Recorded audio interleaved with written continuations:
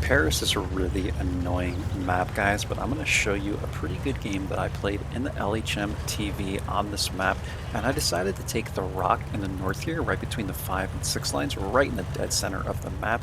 There's a rock that you could take over here it's kind of risky. Like, you can get out there, but the issue is if someone presses you here, you're gonna get eliminated from the game because they can kind of poke around this corner without getting hit by your people in the back unless you have someone sitting back here to help you out, right? So I come right up here to this line of bushes here, and Karn is making a really kind of dumb play here, so I'm able to get a shot into him. I'm not even concerned about being lit. Like, I'll give away my position here. It's fine. If someone's going to YOLO me, they're going to YOLO me. But look, we have 4 heavies coming out into the field, so it's like I'm just praying that we're going to win this because all these guys should be south, in my opinion, IMO. But, I've seen weird things happen, and this game was certainly weird. We had, this platoon, I guess, is it a platoon? Yeah, of IS-6s push this line, and it actually worked. They all come running after this Karn, and it's freaking hilarious, man. But watch this, guys. We're able to get another shot into the Karn here. And again, the LHM TV, I had a video on this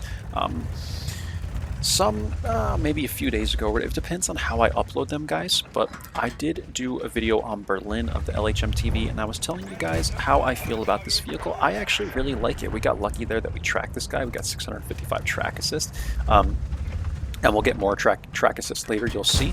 But the pen on this vehicle, like, I'm able to easily hit this guy's turret, even if it's not fully to the side, right?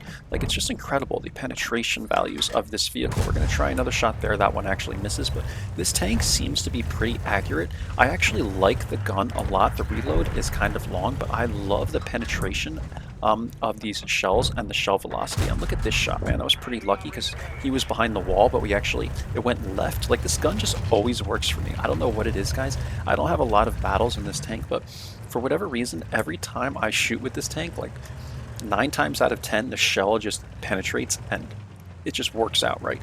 It's the exact opposite when I play the LT-432. Every freaking shot I take with the LT-432 hits the track. Armor not hit. It bounces. It ricochets. Like, what the heck, man? And it's standard APCR rounds, guys. Like, I love APCRs, but the LT-432 has the most trollish gun I've ever seen, dude.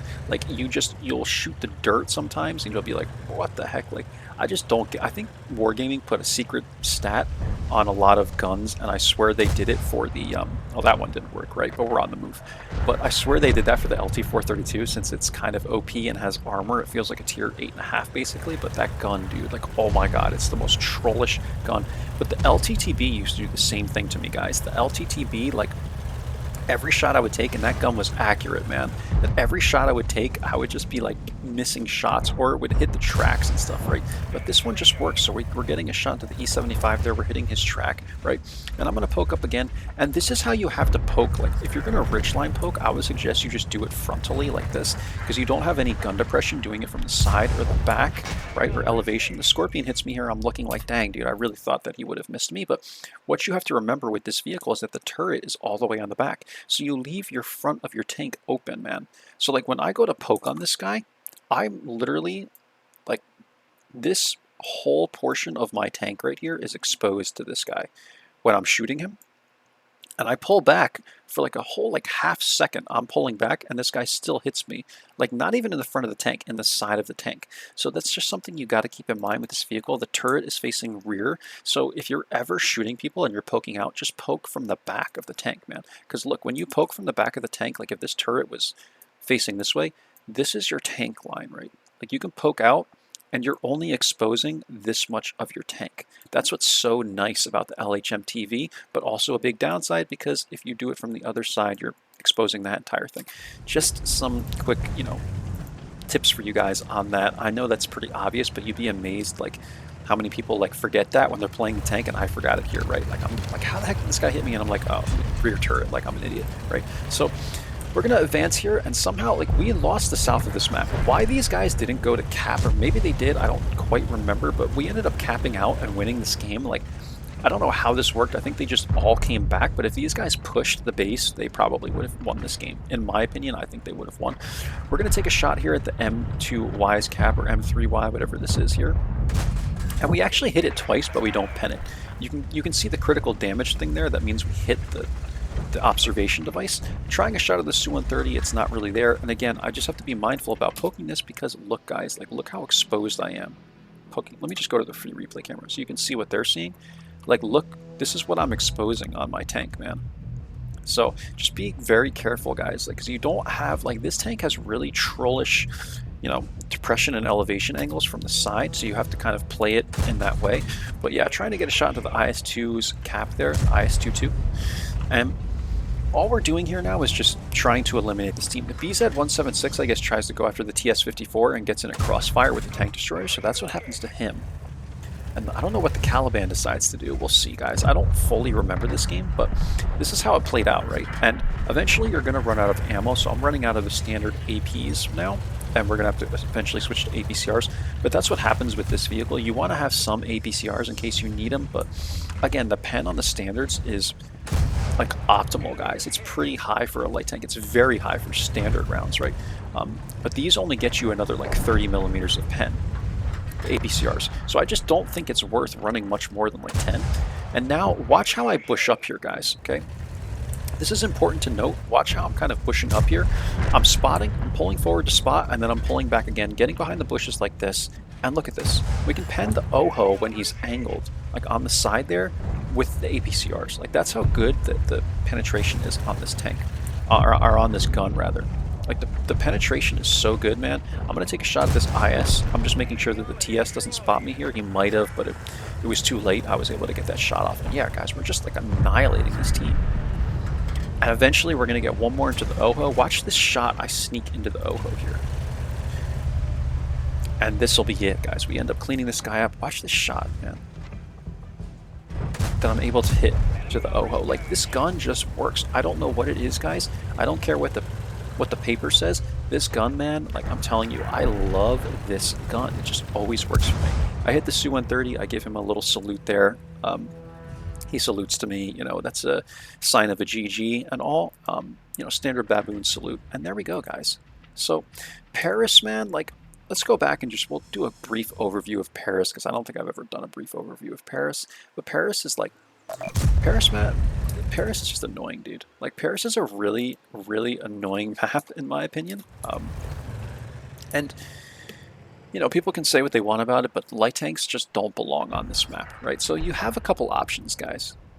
If you're not new to the channel and you've been around here for a little while, you, I'm sure, saw my video of me doing... What happened? I'm not sure what happened here, guys. It's like the camera's like frozen now. Okay, we'll just have to do it from here, I guess. So this bush line right here, guys, you can get to it with an even 90. This is what I mean about the free replay camera being so buggy, guys. It just gets like this and like it'll lock up and stuff. But this bush line, you saw me get to this with the even 90. Yeah, this is a really aggressive play. You can make it work, but it's very risky. Your other options are to see if I can move now. Nope, not really. I'm like just stuck in this spot. But I could do it from here. That's fine, guys. But your other options are to come to this ridgeline and this ridgeline as well, or you can try this rock that I went to. And you just end up, you kind of just poke here and poke back down. You spot, you know, and then you shoot, and then you come back down. It's like, the map is just so boring. So that's one option, and then your other options are to experiment with this area of the map. You can come around here to like this corner and this corner, try and get shots of people that are here or over here, or just hit people in the corner, and that's really all you can do on Paris, guys. I've seen Steel Guts play this map really well. Like, I think he understands this map more than I do. I just don't understand what's going on here, so I just usually come out to this area of the map, or I try and sneak into this bush line here, right? But that's all you can really do. With this map. Like, it's just so tricky. It's a brawling map. You really just have to wait to see what happens on the south side of this map with your heavies. And if they win, you're probably going to win the game. If you have a platoon of IS-6s, YOLO the north, maybe you'll win, who knows? But that's what we had in this game. And yeah, that's all, guys. Like, that's all I really have to say about Paris. Paris is just kind of a garbage map. If I could block like 4 or 5 maps, Paris would definitely be on my blocked maps, but I prefer to block Ensk and Himmelsdorf. But yeah, Paris, man, like this map, dude. Like, I am just not at all a fan of this map. It's just some hot garbage, man. But if you're playing like a heavy, it's usually pretty enjoyable because you have a good brawling zone. If you're playing anything else though, yeah, it's just like even for arty, it's not great. For tank destroyers, it's not great. For mediums, I guess you can kind of try and mess around in the mid and stuff. But hey, man, you know, to me, this is a heavy map, a brawling map, and I think you're really only going to enjoy it a lot if you're in a heavy tank. But then again, I really only play lights, so maybe you guys have had different experiences. Let's take a look at the end plates, and I'll let you guys go. First class, 2539 damage, 1488 experience, and I'm enjoying this LHM TV, man. I'm having some great games in it, so I hope it stays like that, and I hope if you guys are playing this tank that you're having good games as well. So yeah, that's the team score. This is the detailed report, guys. Gun just seems to be working okay for me. A short game on Paris. These are usually pretty short, and again, I am running this thing with Bounty Optics and Bounty Low Noise Exhaust, so I am really like fully loaded on this tank because it's the one that I'm currently playing right now. Currently only have 17 battles in it, but I do hold a decent win rate, and it's the one I'm working on. I want to get the most experience out of this. That's why I'm running my bounty equipment on this. I only have like a few pieces of bounty equipment, so I'm running some of my bounty equipment on this vehicle so I can maximize everything on it, and I am getting almost 49% concealment out of this. The only thing that LHM TV is not great with is, again, the shell count. Occasionally the gun depression and elevation angles become an issue, and also the spotting range. And like the DPM is also pretty bad, but the spotting distance, I think I only have like 465 view range on it, and that's with bounty optics, situational awareness, and half a thing of recon, right? So the view range is not phenomenal, but you can make this thing work with CVS in the scouting slot and 460 something or so view range. It's fine, it's enough, guys, but don't expect to have like the Hawk 30 type of view range, because I have like over 500 meters of view range with this thing, like without binocs, right? Just brothers in arms and standard optics and all. Like, it's insane, the view range on the Hawk 30. All right, guys, hope you enjoyed, hope you learned something from this one. I will catch you for the next one. Take care now, and bye-bye.